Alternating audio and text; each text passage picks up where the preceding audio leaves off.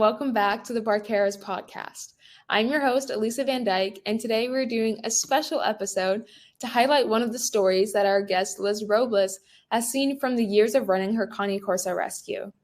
We hope to just shed some light on the misunderstandings that occur so often when it comes to the Cane Corso.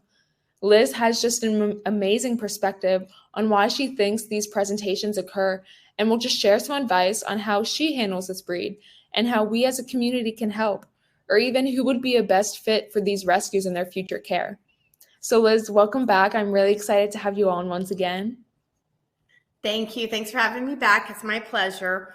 I'm excited. I have, of course, lots of stories over the years, but I'm excited to share one special story with you guys today. And I also want to just preface and say, this isn't meant to be sad. Obviously, it's a story, and it's a success story for sure. But it also helps educate people, and it shows the traits of the Cane Corso, and also what we're looking for in our adopters and our volunteers. So, well, I'm really excited to just be able to hear more of your perspective, and especially through a story this time. I think that's really exciting and unique. So I know last episode, we compared your experience from 2005 to today, and one of the topics that came up was the presentation of the Cane Corso. You mentioned that the majority of the calls you receive, especially from shelters, begin with the preface that they don't know what to do with the newly surrendered Cane Corso or how to help. Do you mind expanding on that? What does being fearful look like as a Cane Corso? Do you think they are more reactive today compared to 20 years ago, or is the presentation quite similar? Yes, I would definitely say we're seeing them they're presenting more fearful. So, one of the stories that comes to mind, and this is a story from many years ago, but it has stuck with me, is there was a dog in a Cane Corso in Kentucky, close to Ohio. So we actually used our Ohio volunteers to help, get the dog. And when I got the call, they said, we're really nervous about him. He's barking, hard staring, and what ended up happening is we sent somebody, one of our volunteers, regular volunteers, in to meet the dog, and the staff, I'll never forget when Brian called me, because the staff was they were in awe, because they were just like, wow, because he sat with them for a little bit, and did his thing, right? And then he walked out with them on a leash. And I'll never forget, Brian just said it was like everybody was just in awe, that he got this Cane Corso that was hard barking, hard staring. But anyway, this dog had extensive medical, and that potentially was I would say some of the reason why he presented the way he did in the shelter. But that presentation is not uncommon, and we see it more and more now. But this dog got the medical he needed. Of course, the community, we all worked together and reached out and had lots of people help us. And he lived a great life. I mean, he lived a long life, and with a great family, children. It was awesome. So that's a story that I love. I mean, it started off sad, of course, but then such a happy ending. I mean, wow, it is really an impactful story to hear. Everyone's scared. They don't want to approach this dog. They think he's aggressive and he's mean. And you hear someone walk out of him with the shelter after just sitting down for a few minutes. It's truly just an impactful story that I can't wait to dissect a little bit more, to just gain advice on how someone like myself can either prevent this or help to rescue these dogs in the future. So the first question I would want to ask is, why do you think these dogs are presenting more reactive and fearful? Are you seeing a difference in the genetics of the breed from situations like backyard breeders that have caused a change in their behavioral characteristics or even health issues?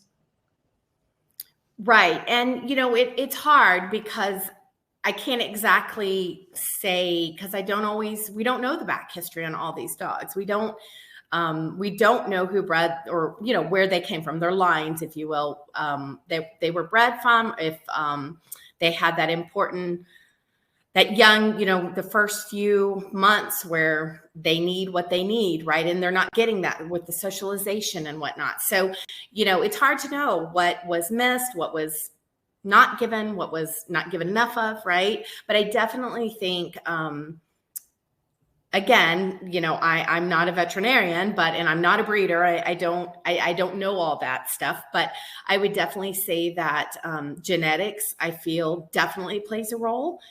And I've learned that more and more over the years, because now we're getting litters of puppies. So I'm seeing, before I never saw little baby puppies, and I knew I did everything right to foster them. I did everything I knew to do. And I was seeking out and taking them out and doing everything, and they're still fearful. So it's like, well, that has to be there's got to be a genetic component, right? So I definitely think it's a lot of that, but I also think that it's so much on the people and the owners, and them spending the time and them being educated. I think that plays a significant role, because we'll take dogs in that are not doing well, right? They're not presenting well. They're not, we don't think that we can place them if we're starting to doubt that, right? And then we just do what we know to do, and then boom, it all comes together. So how much is genetics? How much is socialization? I don't know, but I say we work on all that, right? Yeah. And it is always a question of nature versus nurture, but I really like the perspective that you brought up. Of course, the genetics and breeding, it does play a large role in the presentations of dogs. And I like how you highlighted those key traits that are so special to a Cane Corso. Something I know the Cane Corso Puppy Training Club group addresses a lot is the unique guarding nature of this breed that is just ingrained in their DNA, and how their reactivity is so often misunderstood and deemed as aggression when it's not, like you alluded to in your story. And this again just proves the gap there is in education, which thankfully groups like this one that I mentioned and even your rescue are addressing, because if you have that proper understanding and care from the start with the socialization period and everything, it truly can prevent this cycle. But like you mentioned, usually you don't really know what happens during that socialization period or the early stages in the life of these Cane Corsos. Did the owner do the proper research and meet the specific needs through things like training and stimulation activities? I mean, in your story you mentioned, or even in other stories, are there common missteps that you often see, or common patterns and themes in training that you have to address with these rescues? Well, again, I'm taking the knowledge I've learned over the years. I have to say, I'm not a trainer. I'm not, certified, qualified, if you will. I've just learned over the years from working with this breed. I've also I've earned many obedience titles on Cane Corso, so I have a little bit of that too.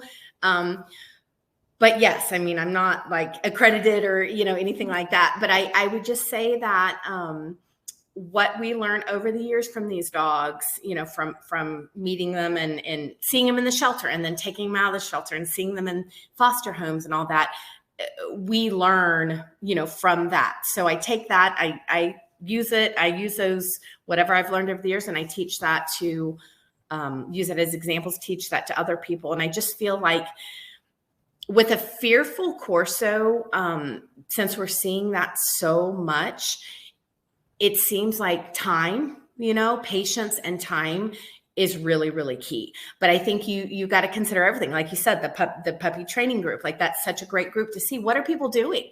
How is it working? And try. Yeah, I don't think you can never, I don't feel like you can ever fail if you're trying, So that would be my advice. And in having those ever-growing experiences in dealing with fearful surrenders, what would you give advice for people with shelters or people adopting these dogs who are having a hard time? Because thinking of Barkera and the Corso Puppy Training Club and their mission to spread breed-specific education, our goal would be to help more people understand this breed and how to help their dog if they come from a similar background or are presenting similarly to the surrender that you highlighted today. So of course, having that patience, that time, wanting to try, that passion is a big role. Do you think that there's something that you would highlight that you're like, this could be very common with the rescue, but hey, try this or know this? Again, it comes down to patience. I feel like when we rush, whenever, owners, handlers, volunteers, when we rush the dog, it's on the dog's term. It's on the Cane Corso's terms, right? It's on their terms. And I feel like the biggest thing, the best advice I can give is just time. Give it time.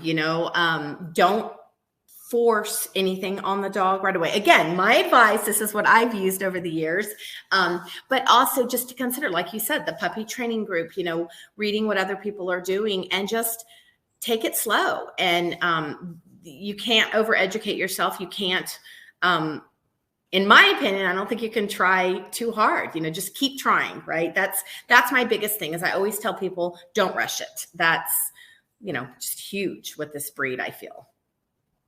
Well, Liz, thank you again just for providing us with another invaluable perspective and pulling in a real life example for us today. Like you mentioned, just continuing education, I think, is truly the best case scenario for all pet owners, no matter the breed or the background of your dog, which they hopefully can achieve more effectively with Barkera. And then those who have a Cane Corso just can definitely achieve that with even more specific and personal advice with the Corso Puppy Training Club. And hopefully anybody who had or currently has a fear for Cane Corso just gained a wider perspective today that they can apply to their current situation.